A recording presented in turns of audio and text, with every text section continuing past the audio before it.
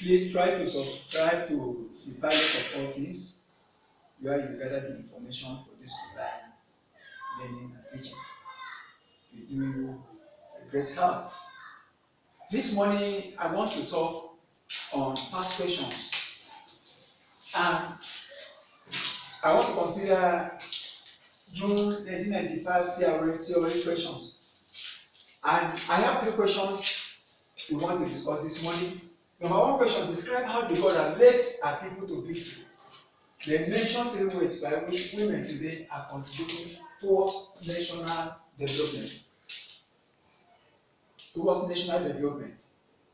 I discussed with you concerning Deborah when I talk about leadership, and under leadership I talk about Joseph, I talk about Joshua, I talk about Deborah.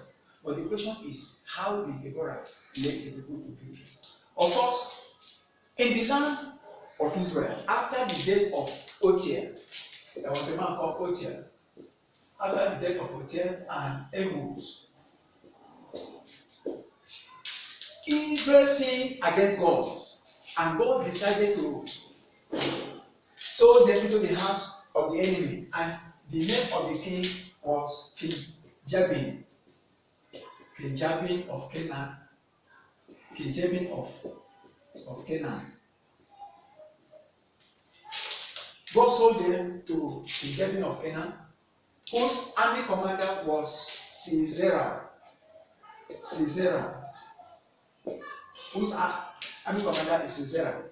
So for 20 years, the Israelites suffered in the hand of King Jabin of Canaan. With the help of the army commander, they suffer a lot. They have been crying to God for a help. And meanwhile, there was a judge and a prophetess named Deborah. That is after the death of Ehud, after the death of Othniel and Ehud, Deborah was a judge who sat between Ramah and Bethel to judge the people of Israel.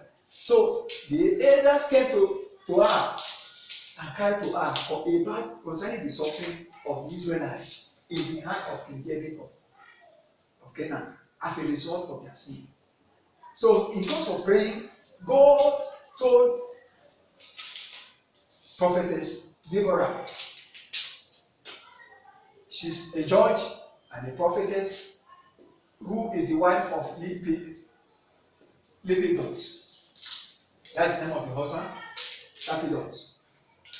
She was a judge and a prophetess in the land of Israel who sat between Ramah and Bethel to judge the people of Israel. So when they came to her, she has to summon for the army commander of the Israelites named Barak.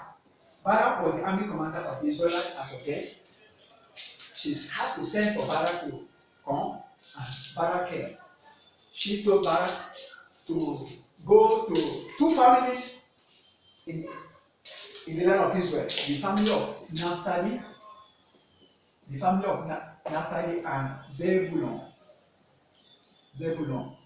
and 10,000 soldiers that Barak should prepare 10,000 soldiers to fight the king of Jabin, to fight King Jabin of Canaan, who has been oppressing the Israelites. And Barak, the army commander of the Israelites, now told Deborah, because Deborah was courageous, she carried the presence of God.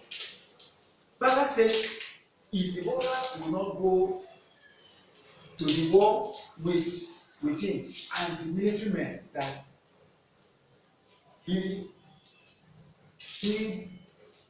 will not go out of war. So, because of pressure, Deborah decided to join them to go out for the war. But Deborah made the statement, because you fail to acknowledge God's presence, this war we are going out, that instead of God to give Barak victory, that God will give a woman victory in the land of Israel.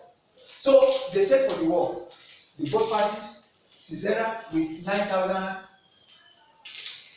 iron men, and they gathered together at Brook Kishon That was why they made. So the battle was so much that because of the presence of Deborah and because God was with them, so they succeeded in raiding the people of Canaan alongside with their army commander Sisera.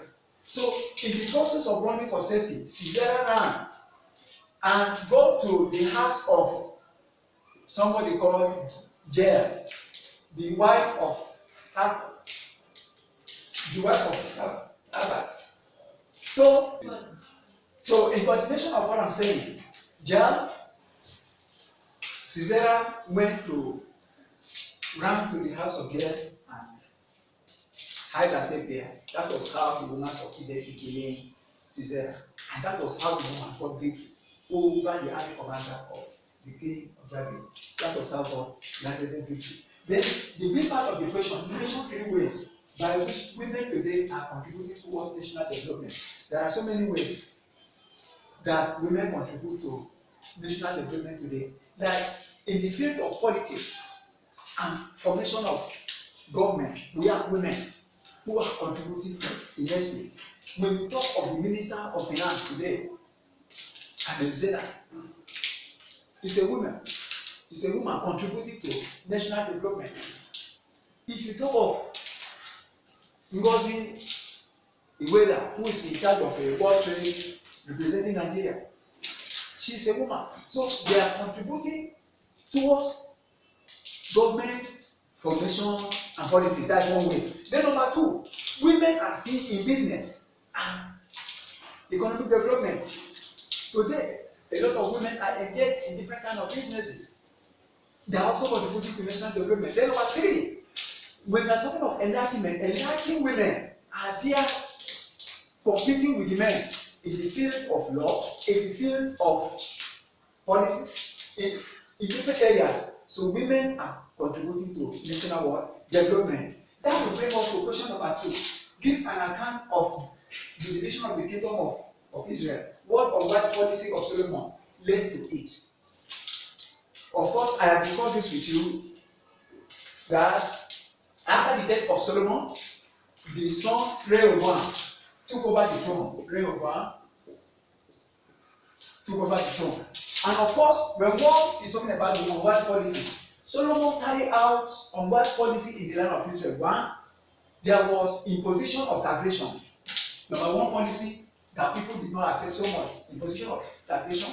And number 2, there was the hard labor Solomon introduced in the land of Israel. And number 3, Solomon married so many women and their gods, which made God to be angry with Solomon. So when Rehoboam, after the death of Solomon, Rehoboam took over. The elders with Jeroboam, they came to Solomon. Please, your father gave us a hard labor. We want you to reduce it. Rehoboam told them, 3 days, you have to come back. He had to consult the elder. The elder told him to reduce the burden. But Solomon had to go to the youth. The youth told him to increase the labor of the people of Israel. And that brought about what we call place beside. The people said to their tent, O Israel, we don't have any inheritance in the house of God. Then that brought about the division of the kingdom of Israel into northern and southern kingdom. And the southern kingdom, the capital is Judea, while that of the northern kingdom is Jerusalem. The southern kingdom is Judea, while that of the northern kingdom has to do with Israel. And it was Jeroboam that was in charge of the northern kingdom, while this side is just only one nation that was given to him that had to do with Judah. So Rehoboam was in the southern kingdom, while Jeroboam was in the northern kingdom. So that was how the unwise policy of Solomon brought about the division of the kingdom in the land of Israel. And I told you that the unwise policy number 1 was the imposition of taxation. Number 2 was the use of hard labor upon the people of Israel. Then number 3, Solomon's decision to marry so many wives against the will of God. So those are the answers to question number 1 and 2. Then When I talking about question number 3, describe Josiah's immediate response to the discovery of the book of the law in the temple. We are told that Josiah got to the throne at the age of 8 years. Then in subsequent time, he decided to carry out reforms because the people were worshiping idol and doing different kind of things. So he has a secretary called Shaphan. So in course of time to carry out reforms, Josiah sent Shaphan to go and meet Hilkiah. Hilkiah was the high priest that was in the temple. But Hilkiah found out the book of the law in the temple and told Shaphan. Shaphan took it to Josiah. And when the book was read, Josiah was not happy because the punishment of God upon the people was also written in the book of the law. So what Josiah did was he had to send Shaphan, the secretary, Hilkiah, to a prophetess called Huldah. So it was Huldah who told them what to do for peace to reign, and that was how peace reigned in the days of Josiah. God told him, because your heart is penitent, I'm not going to punish you. But for those that refuse to repent, but in all, Josiah carried out reforms that brought a total change in the land of Judah. God bless you, and don't forget to subscribe to this channel. God bless you.